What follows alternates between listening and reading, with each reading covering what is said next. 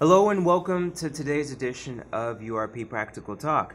I'm your host for this evening, George Gonzalez, and we have in the studio today Dr. Vishnu Bandhu. How are you? I'm doing great, and yourself? Fine, thank you. Great, how are things? Everything good, fine, everything good. Great, great. Yeah. So, well, if you don't mind, we could just go right into it. All right, great. So, that I know there's a lot going on in politics in Guyana for the most part, but what is the URP's opinion on the current state of politics now? Of politics? Yes. Well, the URP are trying very hard to make a difference in the political arena right here in Guyana because we have seen for the past 50 odd years what's happening in Guyana and keep on going with the two major political parties. You know, people are so much afraid and disgust with what is happening in Guyana. You will hear many people you go out, they'll say, I'm not going and vote. You know. But they have an alternative now. The URP is their alternative in voting. Because they're so fed up with the two major political parties in this country. Because if you keep on voting for them, if you keep on supporting them, I'm telling the people, you'll have the same result, no other result. The same thing. Because both political parties is the same in my book. And in the people's eyes too. They are seeing that both there's no difference with these two political parties. You know, that is why the rumor is going out now too that the PPP and the PNC might become one very soon. There's a rumor going on now, you know, that may go in bed soon. Like how they may coalesce. Yeah, they might coalesce, just like how the AFC coalesced with them. The PPP might be doing that. There are a big rumor going on all across this country with that.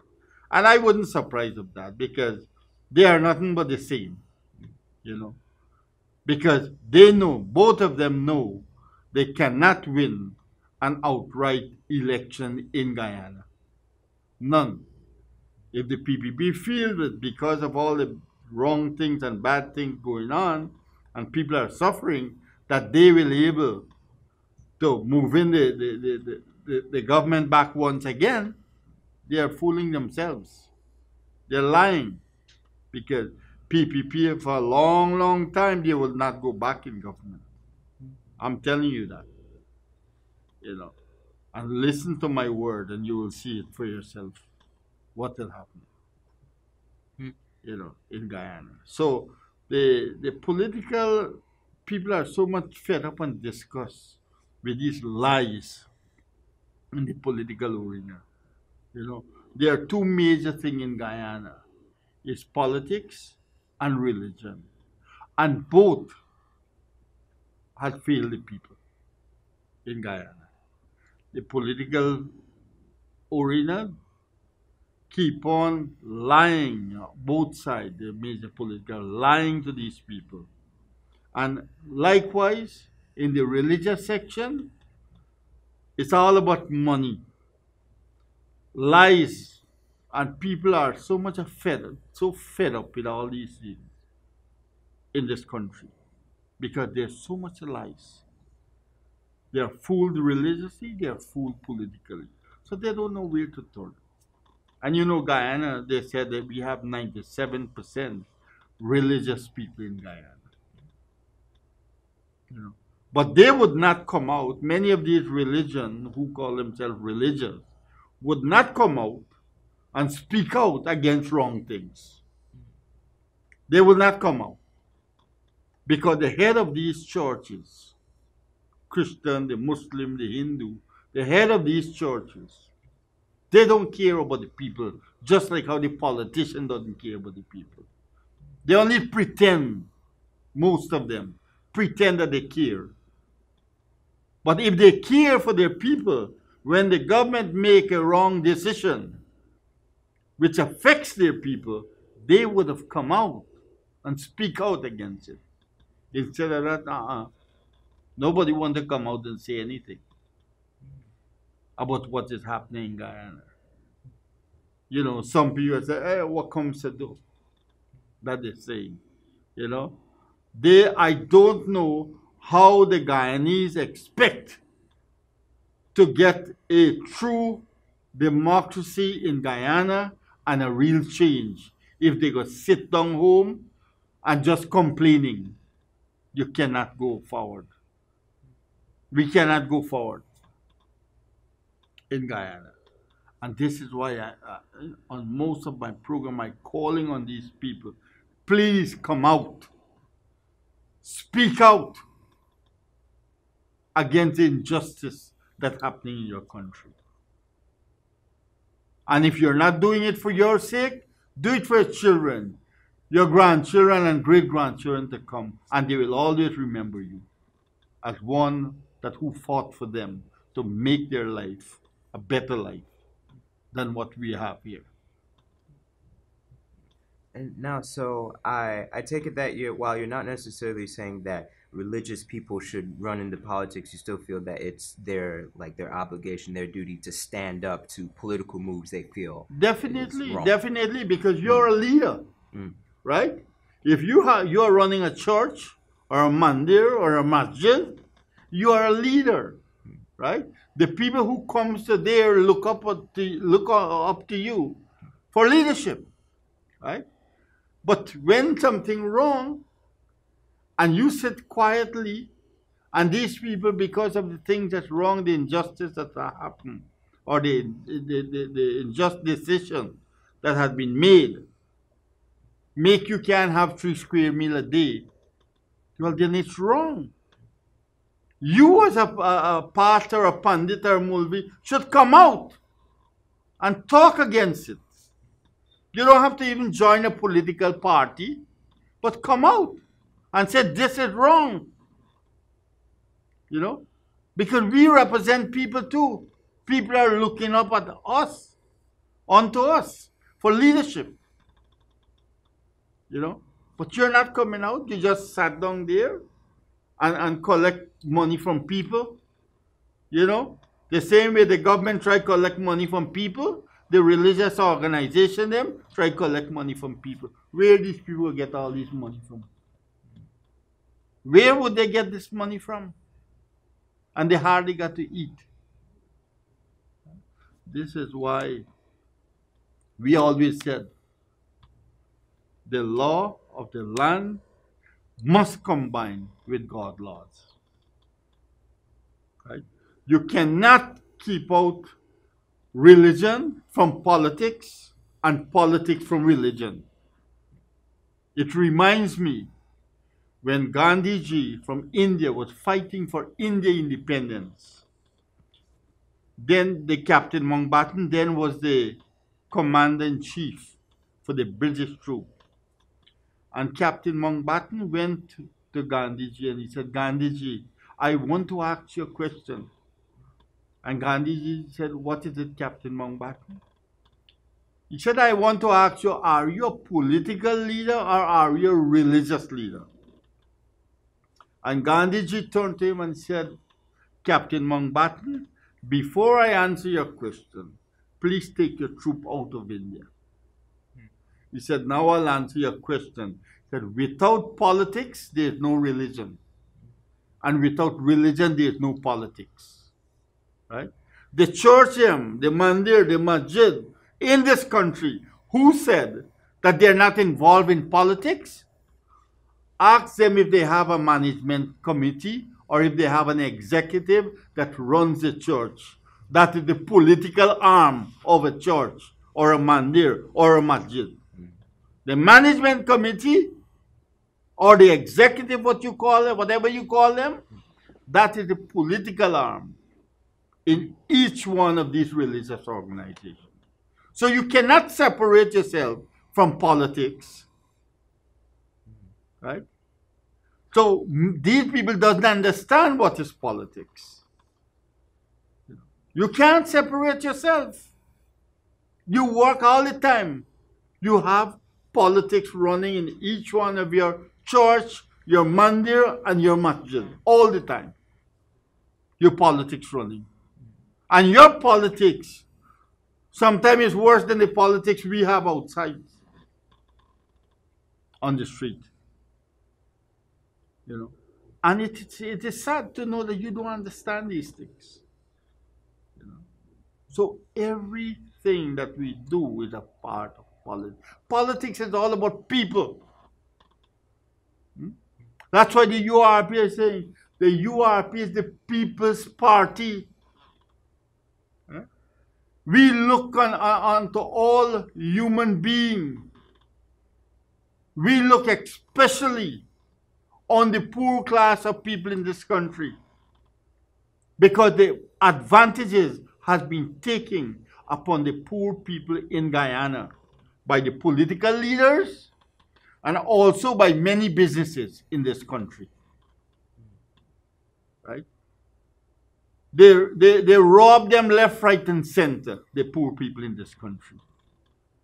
And they keep on doing that. The URP want to put a stop to this, want to make a difference, bring a real change in Guyana for all people, for the rich, the poor, the middle class, whatever you have. But the URP want to see everybody have a fair share in Guyana. Nobody is bigger than nobody. We all have to work together. We all have to learn to respect each other. We all have to learn to love each other. We all have to learn to forgive each other and move forward. That is what the URP is all about. And as I always said, 2020 general election, there will be a change in Guyana. Well, great. Well, speaking about the elections, we can definitely. That's actually about my next question. Is that so? Of course, we have we have local government elections coming up in November. So how's the URP preparing for that? Well, we are asking people, we are asking all people from their various community to come forward, join hands with the URP, so that we can able to make a better community. Better community all over the place we'll have. But you from your various area to develop your community, you have to get involved. Don't say that they're complaining all the time that whoever, if it's the PPP in charge or the PNC in charge, that they're doing this, they're doing that. You, it's your community. You is to make the difference in your area. Each one of you have to represent your own area. So you don't have to keep on complaining. You will be able to do what you think is best for your area, to develop that area, to develop your community. You will be able to do that. Right? So we are calling on people who are looking at this program. Tell your friends, tell your family, join hands with the URP, and let us make a difference in the local government election. 50-odd years you have been running by two major political parties, and all what you do, keep on complaining about the injustice what has been done, because these two political parties only supporting their members and their supporters. The URP want to support all.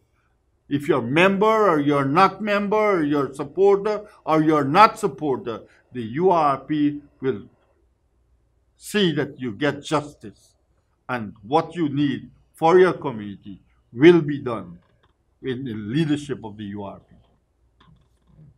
And so, well, going back onto politics, is that I'm gonna take this to Rose Hall now.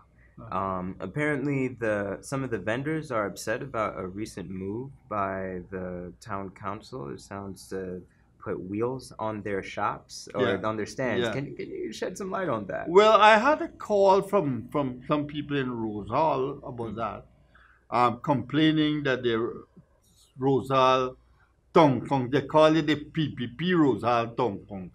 Really? That's how they describe it to me. Mm-hmm. The PPP Rosal Tong Kong.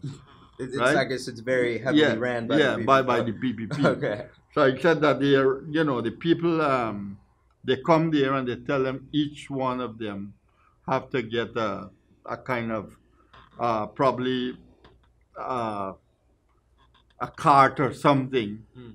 and put wheels. So they are complaining that all their life they are there selling at their stand, and now they come to move them out. You know, they want them to move, put on wheel. They must wheel out their stand and so forth. Mm-hmm. So a lot of people would not be able to do that or afford to do that. You know, um, people should get, if they want to do such thing, they should give the people ample notice. In my, you see, the government them are the one to blame for these things that people selling all over the road, blocking up traffic and things like that. Because either the town council or the NDC, they are not telling these people anything. They let them do what they feel like to do. You know, you can't wait until months and year pass and then you want to go and move them. From the time they start to do that, you have to move them. Yeah. Then you don't have the problem. But when you see they stay there for months and years, they feel they own the place. So it's very difficult for you to move them. Everybody get annoyed on moving them. You know, look at Port Morant Market. You know, right there in front of your office. We have an office there now. In front of the office, People you have have already set up. people selling. We have when we go there to get into our office yard with our vehicle, we gotta wait until they move some of their goods for get a passage to go in. You know, they blocked all the entrance and so forth. You know.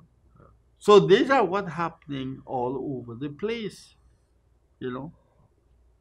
We are having a hard time. In fact, only last week I was there, in Port Morant at my office. And there's something else I would like to share with you. Mm-hmm. You know, we have applied 2.5 months ago for to the NDC in Port Morant to put up a signboard to show this is our office. Right? 2.5 months ago. Mm-hmm. I keep on calling. I call the overseer of the NDC.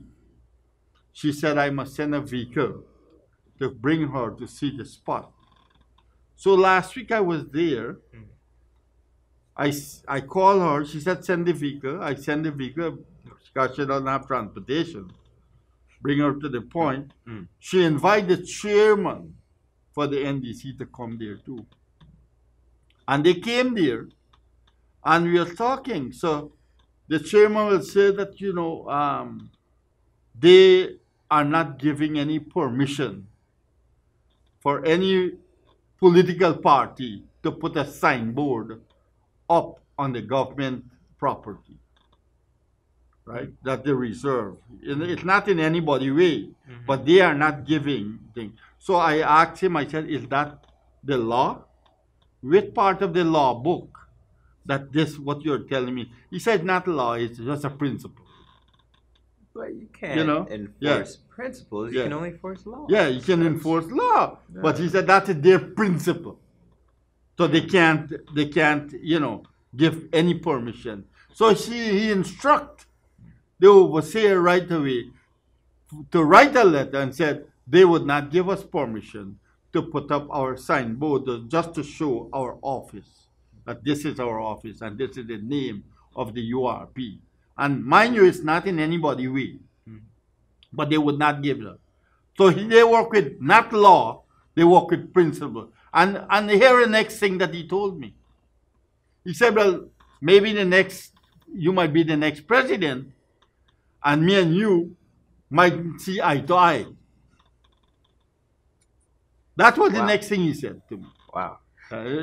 You might be the next president, but we may not see eye to eye. I don't know if he thinks that he will be there all the time. Maybe for donkey years he's there. I don't know. You know, this is how these people think. Yeah, it seems like a You pretty know, bold assertion to yeah, make like that. yeah. You know, so this is the mentality of these people. You know, they're not. They don't have an open mind.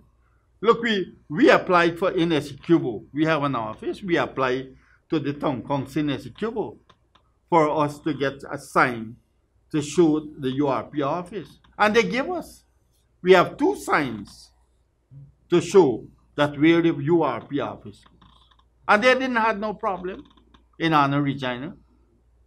But this Port Moran town council have a little problem. They're working with principle, not law. Do you feel that Right? principle might be politically motivated? Of course. Mm. Of course. You know? Because the PPP people running it too. You know? These are all PPP councillors.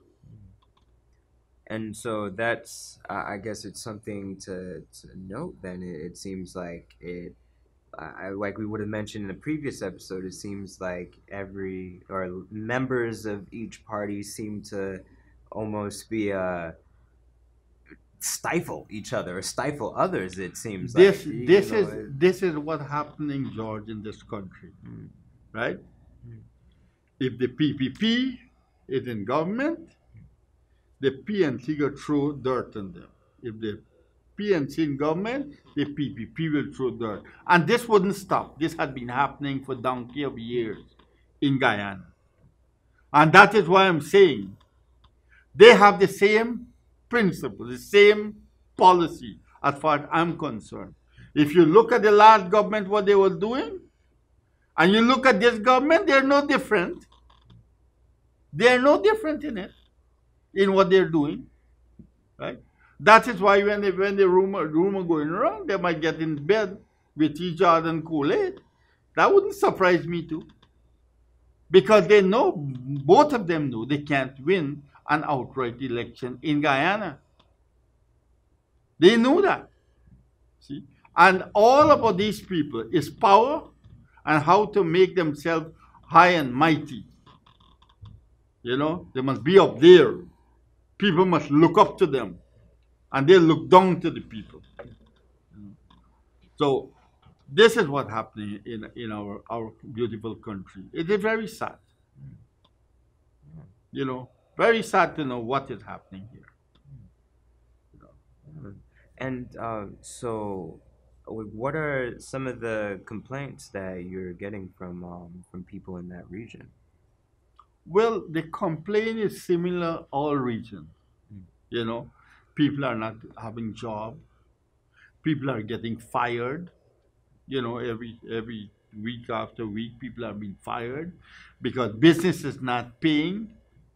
So if the business is not paying, the people got to cut down on their staff.